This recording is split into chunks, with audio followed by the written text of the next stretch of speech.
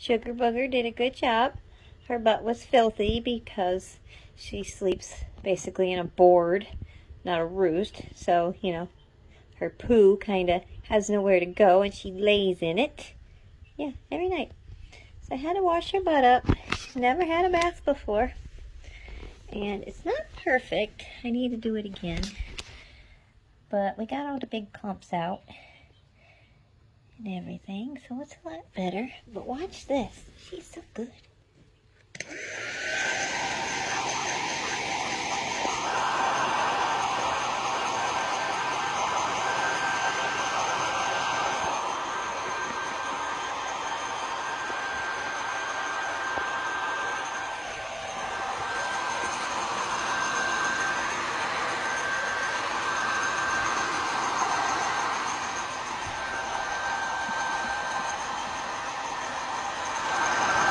Well, she can go outside now.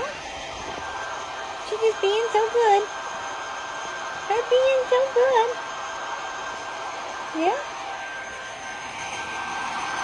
I think we're done.